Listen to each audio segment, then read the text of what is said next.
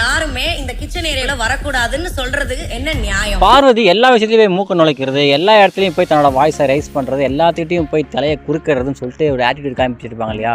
So அது எல்லா இடத்துலையும் பழிக்காது அப்படின்னு இங்கே புரிஞ்சுக்கணும். ஏன்னா இங்கே தேவையில்லாமல் தெரியாமல் நம்ம கனியக்கட்டை வாய்க்குத்து நல்லா மாற்றிக்கிட்டாங்க. கனியக்கா என்ன டென்ஷன் இல்லாமல் தெரியல, மொத்த டென்ஷனையும் பார்வதி மேலே இறக்கி விட்டாங்க. சும்மா லெஃப்ட் ரைட் வாங்கி விட்டாங்க. ஆக்சுவலாக இங்கே பிரச்சனை என்ன அப்படின்ட்டு பார்த்தீங்கன்னா, பிக் பாஸ் ஹவுஸ் மேட்ச் தான் சமைச்சிட்டு இருக்காங்க. பிக் பாஸ் ஹவுஸ் மேட்ச் சமைச்சு தான் சூப்பர் டீலக்ஸ் ஹவுஸ் மேட்ச்க்கு கொடுக்கணும் அப்படிங்கிறது தான் இங்கே ரூல். ஏன்னா அவங்க எந்த வேலையும் செய்யக்கூடாது சொல்லியா அந்த மாதிரி பிக் பாஸ் ஹவுஸ் தான் சமைச்சிட்டு இருக்காங்க. பட் சூப்பர் டீலக்ஸ் ஹவுஸ் சேர்ந்த பார்வதி போய் நல்லா நடு கிச்சனில் உட்காந்துட்டாங்க. அங்கே உட்காந்து சும்மா தான் வாய்விட்டாங்க, என்ன பண்ணாங்கன்னு தெரியல. பட் அங்கே உட்காந்தது பிரச்சனை தான். ஸோ அவங்க என்ன கேட்குறாங்கன்னா, ஏன் இங்கே நான் உட்காரக்கூடாதா, யார் வேணாலும் கிச்சன் ஏரியா உட்காரலாம், யூஸ் பண்ணலாம் அப்படின்னு சொல்லிட்டு பார்வதி சொல்கிறாங்க. எஸ் உண்மை தான், அது ரைட் தான், யார் வேணாலும் எங்கே வேணாலும் போகலாம். பட் அந்த இடத்துல இருக்கிறவங்களுக்கு பிரச்சனை இல்லாத வரைக்கும் யார் வேணாலும் எங்கே வேணாலும் போகலாம். அங்கே ஒரு பிரச்சனை, அங்கே ஒரு டிஸ்டர்பன்ஸாக இருக்குது, வேணாம் கிளம்புங்கன்னு சொன்னதுக்கப்புறம் கிளம்பிடணும். அதுதான் நாகரிகம். பட் பார்வதிக்கு அதுதான் தெரியாது இல்லையா. ஸோ நான் ஏன் இங்கே தான் உட்காரப்போறேன், நான் எழுந்து போக மாட்டேன், ஏன் இங்கே உட்காந்துங்கலாம் ரூல்ஸ் இல்லையா அப்படின்னு சொல்லிட்டு வாய் விட்டாங்க. நல்லா மாட்டிக்கிட்டாங்க.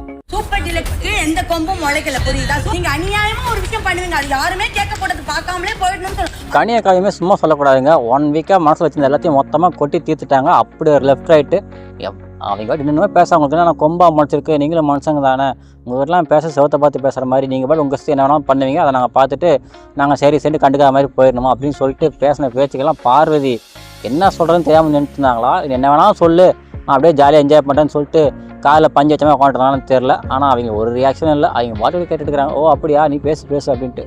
அந்த அநியாயமா பண்ணிட்டு எனக்கு கார்னர் பண்ணுவாங்கன்னு நீங்க ஒரு சீன் கிரியேட் பண்ணுவீங்க, அதுக்கு நாங்கள் வாயை மூடிட்டு போனோம்னா அது யாராலையும்.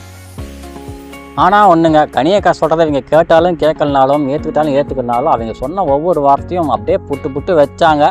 பார்வதி மேலே ரிலைஸ் பண்ணுவாங்களா பண்ண மாட்டாங்களான்னு தெரியாதுங்க. ஆனால் கடைசியாக இன்னொன்று சொன்னாங்க பாருங்க, உங்கள்கிட்ட பேசலாம் செவுத்துட்டே பேசுகிற மாதிரி ஒன்று, அறிவு இருக்கிறவங்களாம் உள்ளே ஏதாவது நான் சொன்னால் இறங்கும், உங்களுக்குலாம் இறங்க வாய்ப்பே இல்லை அப்படிங்கிற மாதிரி சொல்கிறாங்க. ஏன்னா அவங்க ரியாக்ஷன் அந்த மாதிரி இவங்க பேச அவங்க ஏதோ பாட்டு கேட்டுட்டு இருக்கிற மாதிரி கேட்டுட்டு இருக்காங்க இல்லையா. ஸோ அதனால் சொல்கிறாங்க உங்களுக்குலாம் இறங்க வாய்ப்பே இல்லை அப்படின்னு சொல்லிட்டு. முடியாது, புரியுதா? நல்ல அறிவு இருக்கிறவங்களுக்கு உள்ள இறங்கும், புத்தி இல்லாதவங்களுக்கு உள்ள இறங்காது, புரியுதா? சோத்துக்கிட்ட போய் பேசுற மாதிரி தான் உங்ககிட்ட பேசுறது.